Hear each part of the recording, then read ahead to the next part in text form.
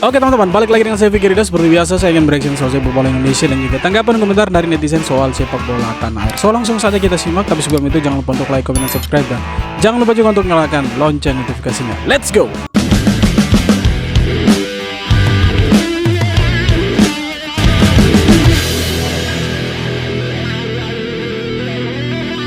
Gila. Untuk gue waktunya kita lupakan mengejar posisi 2. Ya, jadi inilah klasemen grup C setelah matchday keempat rampung. Indonesia sementara tertahan di posisi kelima dengan 3 poin. Nah, Arab dan Bahrain tadi malam juga seri 0-0, jadi mereka dapat 1 poin masing-masing. Menurut gue, hal yang realistis untuk mengejar timnas Indonesia saat ini adalah peringkat 4 dan lolos ke round 4. Lah kenapa bang, itu kan peringkat 2 masih 5 poinnya. Masih bisa kekejar dong. Ya oke lah, secara matematis memang masih bisa kekejar. Tapi ingat, Australia, Arab Saudi, dan Bahrain yang mengoleksi 5 poin itu semuanya udah lawan Jepang. Sedangkan kita belum. Bahkan Cina pun yang baru 3 poin udah ngelawan Jepang. Dan di matchday selanjutnya, Australia akan lawan Arab, Bahrain akan lawan Cina. Taruhlah mereka semua seri, jadinya Australia, Arab, Bahrain punya poin 6. Sedangkan taruhlah Indonesia pasti kalah lawan Jepang, tertahan dengan poin 3. Otomatis akan ada gap 3 poin dengan peringkat 4. Gap 1 kemenangan. Itu yang menurut gue lebih realistis kalau timnas Indonesia mengharapkan dan mengejar posisi 4 untuk memaksa lolos ke round 4. Jadi gue harap kalian bisa turunkan ekspektasi kalian. Biarkan timnas Indonesia bermain tanpa beban. Buat yang masih ada tanda tambah, Ya, jadi dengan kekalahan tadi malam, Indonesia dikalahkan 2-1 ya. Langkah Indonesia semakin berat ya. Tapi pertanyaan, apakah masih bisa lolos ke Piala Dunia? Masih terbuka lebar karena jarak antara peringkat kedua dengan kita Indonesia di peringkat kelima itu selisihnya hanya 2 poin saja. Jadi kita masih punya pertandingan 6 lagi. Jadi saya pikir di sisa 5 pertandingan kita harus bisa manfaatkan karena kita punya 4 home kalau tidak salah tuh, 5 home dan 1 away. 2 away, kita punya 3 home. Jadi harus bisa dimanfaatkan lawan Bahrain, lawan Cina, lawan Arab dan Jepang di GBK nanti harus bisa dimanfaatkan supaya kita punya kesempatan untuk lolos. Suka tidak suka, mau tidak mau, Indonesia harus lebih bekerja keras supaya setidaknya bisa lolos ke babak berikutnya, supaya kans untuk bermain di Piala Dunia semakin terbuka lebar. Tetapi kita masih punya kesempatan karena kita jaraknya ini hanya 2 poin dan kita masih punya 4 pertandingan, dan di situ Indonesia harus bisa benar-benar memanfaatkan 4 pertandingan yang sisa ini. Main di kandang kita harus bisa menang, dan kita mengharapkan ya Australia ataupun Bahrain, Arab nanti mereka main imbang atau tidak ada salah satu yang kalah. Jadi kita bisa dapatlah urutan 3 atau urutan 4 untuk kita bisa dapat ke babak playoff di ronde keempat nanti, teman-teman. Wasit udah adil ya. Lapangan oke, enak. Main juga mendominasi. Pelatihnya coba-coba pemain, Cok. Coach STY yaitu Asnawi dari babak pertama udah nggak kelihatan, hilang bola mulu, salah passing mulu ya. Witan juga, Sen juga. Kenapa nggak diganti dari babak pertama aja? Kalau nggak masuk babak kedua. Aduh, Tom Hai kenapa jadi cadangan STY? Makanya. Terus juga ya, kenapa Ridho masuk babak kedua nggak jadi starter? Hilgers juga kenapa diganti? Coach, astagfirullah, Coach. Please lah, cukup Erik ten Hag aja yang aku marahin. Yang kita bingung itu seperti itu memang. Kenapa Tom dicadangkan, Rizky Ridho dicadangkan, Messi, Hilgers ditarik, dan biarkan Sen Patinama dan juga Asnawi tetap begitu. Nah, sudah menit ke 80-an baru Asnawi diganti sama Arhan. Nah, itu lebih berharga lemparannya Arhan ya daripada 85 menit si Asnawi ada di lapangan ya. Bukan berarti dia buruk di semua pertandingan, tidak, tapi tadi malam secara pertandingan dia buruk sekali bermainnya. Dan ya mungkin kalau Arhan yang ada di situ, saya pikir ya ceritanya akan berbeda. Ya mau tidak mau, suka tidak suka, mau itu gol jatuh dari langit dan lain sebagainya, saya pikir ya bodo amat dengan itu, karena memang Indonesia butuh kemenangan atau setidaknya hasil imbang. Tetapi ya rupanya STY salah dalam memilih pemain. Jadi itu yang membuat netizen bertanya-tanya, ada apa dengan STY tadi malam waktu lawan Cina begitu. Karena gue tahu kalau ini sampai kita kalah, besoknya semua yang benci STY, semua yang benci naturalisasi, pasti ini right the way. Gue tahu, dan semua kita tinggal menunggu bom waktunya itu ya sedikit lagi akan meledak, di mana orang-orang yang selama ini membenci STY, yang selama ini keras sekali mengkritik STY, bahkan timnas dan pemain naturalisasi, mereka akan ya menghujat dan mengkritik keras kekalahan kita timnas tadi malam dengan kata-katanya mereka. Ya saya pikir ya yang sudah dilakukan selama 7 bulan atau 8 bulan lebih ini ya itu akan dianggap sia-sia. Tetapi saya juga tidak setuju kalau ada netizen atau supporter yang bilang STY out. Pertanyaannya, dasarnya apa sehingga STY itu harus out? STY itu harus dipecat. Dasarnya apa? Apakah dengan kekalahan tadi malam lalu kita bilang STY harus dipecat? Tidak bisa. Jangan sampai kita melupakan pertandingan-pertandingan yang lain yang juga di mana STY itu membuat tim ini luar biasa. Jangan karena satu kekalahan dari Cina kita bilang STY out. Jangan sampai seperti itu. Karena kalau kita lihat secara pertandingan tidak buruk, bukan salah STY sebenarnya. Ini kesalahan tim. Dia kan? Tidak murni kesalahan STY di sini. STY saja bilang itu ada kesempatan Cina curi gol itu dari kesalahan pemain. Tetapi di mana salahnya STY? Salahnya STY itu menempatkan pemain. Pemain tidak maksimal. Itulah makanya saya bilang kesalahan tim. Jadi sekali lagi kalau kalian bilang STY harus dipecat ya jangan dong. Kita harus punya dasar yang kuat kalau kita mau bilang STY dipecat. Karena jangan kita jadikan kekalahan dari Cina sebagai dasar untuk memecat STY. Lah secara statistik kita unggul kok. Apakah STY harus dipecat gara-gara satu kekalahan ini? Tidak bisa. Karena kita masih punya cadangan pertandingan itu 6 lagi. Dan itu kita akan cari kesempatan. Kita akan membuktikan di sana bahwa kita harus dapat poin di sana. Jadi jangan sampai kita bilang STY out hanya gara-gara kita kalah dari Cina. Saya tidak setuju teman-teman. Jadi buat kalian yang bilang STY out, ayo dong kasih dasarnya apa kalau kalian bilang STY harus dipecat. Itu saja. Dua hal yang menurut gue adalah hal wajib. Ibaratnya fardu ain ya di laga-laga berikutnya timnas Indonesia, di sisa laga timnas Indonesia di kualifikasi Piala Dunia 2026 ini adalah Bang Jai Itzes memimpin timnas kita, jadi kapten timnas kita, tanpa mengurangi respect, tanpa mengurangi rasa hormat, tanpa menjelekkan kapten kita yang kemarin. Tapi menurut gua Bang Jai adalah kapten yang paling cocok untuk timnas kita. Kepemimpinan seorang Bang Jai bagus, tenang. Udah gitu juga ya suasana tim jadi jauh lebih baik dengan Bang Jai memimpin sebagai kapten. Jadi harapan gua Bang Jai terus menjadi kapten di sisa laga timnas Indonesia. Coba kalian komen kalau kalian setuju. Poin. Iya betul. Saya juga bingung. Ini salah satu yang membingungkan kenapa Asnawi yang jadi kapten tadi malam gitu. Nah kita lihat ketika Asnawi yang jadi kapten, si JITS ini dia tuh lebih agresif dari pertandingan-pertandingan sebelumnya. Kalau di pertandingan-pertandingan sebelumnya JITS yang paling kalem, yang paling bisa melerai teman-temannya dia. Tapi lihat tadi malam waktu lawan Cina, dia yang paling marah-marah di situ. Iya kan? Berapa kali dia melakukan pelanggaran yang tidak seharusnya dia buat. Dia tarik strikernya Cina, kemudian dia lempar pemain backnya Cina ke papan reklame itu di belakang gawang, ya kan? Kemudian lari dari belakang tunjuk-tunjuk pemainnya Cina dengan emosinya dia. Itu dia berpikir bahwa di sini dia bukan kapten.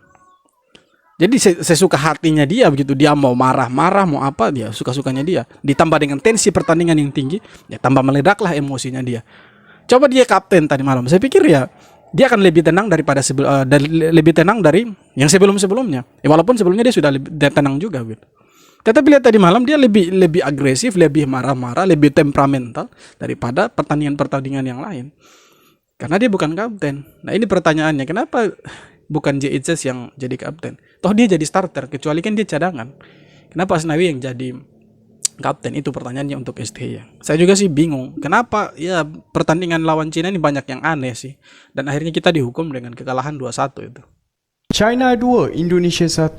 10-20 minit terawal memang totally Indonesia pegang bola. Sejujurnya saya rasa kedua-dua gol China ni sebenarnya atas kesalahan pemain-pemain Indonesia sendiri. Tapi ini kan bola sepak, apa-apa pun boleh jadi. Tambahan pula game ni kedua-dua pasukan ni memang nak menang. Sebenarnya masa first half tu China tak ada bagi ancaman besar pun pada timnas Indonesia. Cuma sedikit kelekan ribadi sampai tahanan menghukum Indonesia. Kita kena bagi kredit kepada pemain-pemain Indonesia yang berlari tanpa henti 90 minit. Sampai pemain-pemain Cina pun ramai yang krem. Bagi teman-teman Indonesia, ada lagi tak peluang untuk Indonesia layak ke peringkat seterusnya? Ya ada, bukan tidak ada. Masih besar kesempatan kita untuk bermain di Piala Dunia. Toh gapnya masih 2 angka, 2 poin. Dan kita masih punya cadangan pertandingan untuk 6. Tapi yang memberatkan kita itu belum ketemu Jepang. Nah, 5 negara lain termasuk Cina, lawan-lawan kita sebelumnya, ini mereka sudah ketemu Jepang yang kalau boleh dibilang, Jepang ini tutup mata pasti lolos ke Piala Dunia. Iya kan? Tim yang paling berat lah, paling susah dikalahkan lah. Nah, mereka ini sudah lawan semua gitu. Tinggal Indonesia. Nah, itulah kesempatan yang Indonesia gitu. Nah, ini berat ini. Kita harus lawan Jepang.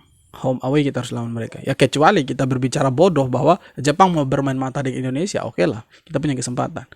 Dan jangankan kita harap itu, kita juga harus bisa manfaatkan 4 pertandingan lainnya. Lawan Cina, lawan Bahrain, lawan Arab Saudi dan Australia. 4 pertandingan, 3 home, kita harus bisa manfaatkan itu semua menang. Jadi ya kesempatannya masih ada. Jangan kita pesimis bahwa Indonesia tidak akan lolos ke sana. Kita harus optimis.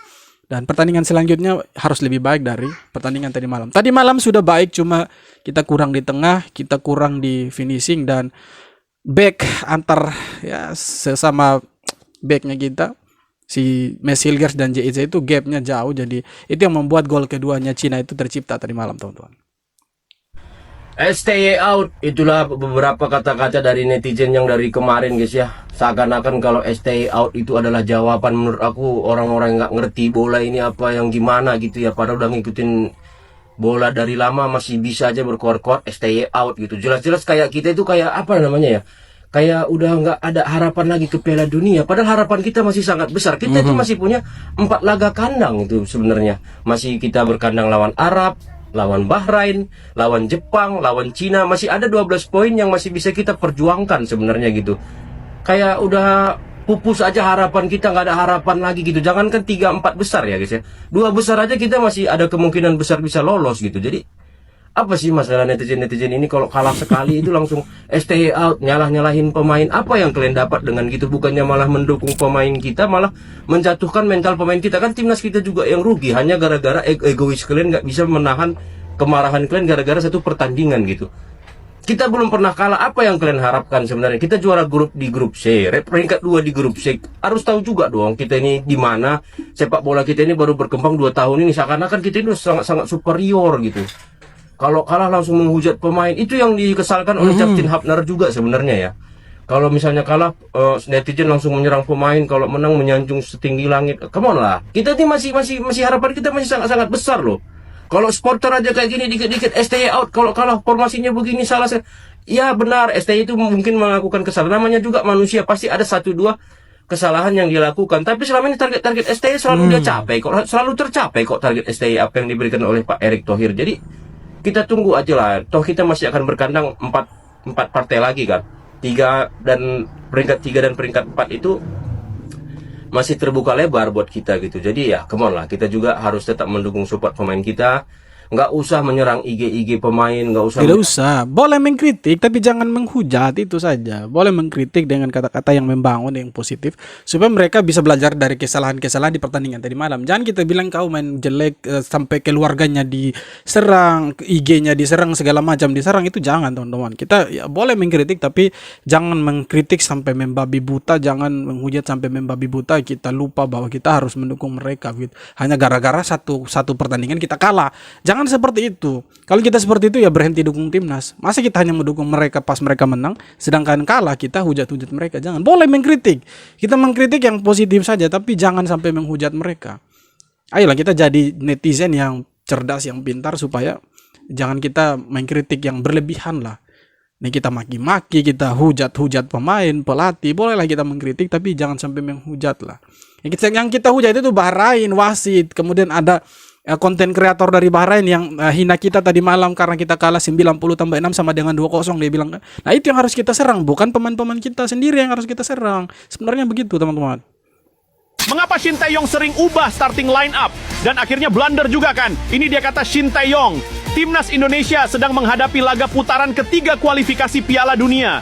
Tapi Shin Tae-yong seringkali merotasi pemain starting line up-nya. Seperti ketika melawan Cina ini, bayangkan pemain kunci seperti Tom Hai, Coach Shin cadangkan. Di sisi lain, bek kanan berpengalaman seperti Sandy Walsh harus dirotasi oleh Asnawi Mangkualam yang sayangnya pada laga ini main tidak sempurna. Akibatnya timnas Indonesia harus menelan kekalahan 2-1 dari Cina. Sungguh disayangkan, di laga penting seperti ini Coach Shin masih mencoba mengubah-ubah starting. Kita sebenarnya punya Sandy Walsh dan dia opsi yang paling tinggi untuk dipilih menjadi starter. Mungkin Sandy Walsh ini cedera atau apa, jadi kurang fit, jadi tidak diturunkan sama coach STY. Nah kemudian Eliano Renders itu mungkin cedera atau ya secara teknis mungkin dia tidak masuk dalam kriteria tekniknya STY, makanya dia tidak bermain sama sekali dan dicoret juga teman-teman. Nah, itu yang harus ditanyakan juga, harus ada klarifikasi supaya kita tahu begitu kenapa Eliano Renders tidak main di saat genting seperti ini. Kita membutuhkan poin, tetapi STY merotasi pemain. Oke lah, kita mengerti bahwa dia yang paling paham kondisi pemain, rotasinya itu dia yang paling paham, yang kelola semua dia lah. Kita anggap saja itu betul. Tetapi kenapa pemain-pemain yang kita anggap dia itu belum dalam ya underperform, kenapa dia diturunkan gitu? Sedangkan kita masih punya opsi lain yang kalau boleh dibilang ya kita lagi perform yang luar biasa. Mereka seperti Tom Hay, Pratama Arhan boleh dicoba, iya kan? Pratama Arhan masuk, kita langsung cetak 1 gol. Ya walaupun ada yang bilang itu gol jatuh dari langit, tidak apa-apa. Apapun caranya kita harus menang lawan Cina sebenarnya. Kita harus bisa mengalahkan Cina. Tapi STY rupanya berpikir lain. Oke lah, kita lupakan kekalahan dari Cina.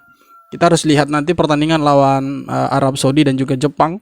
Nanti bermain di kandangnya kita di GBK, itu nanti November 15 dan 19 November. Nah kita harapkan dua pertandingan awal kita di kandang ini di bulan November ini bisa dapat poin yang maksimal, hasil yang maksimal.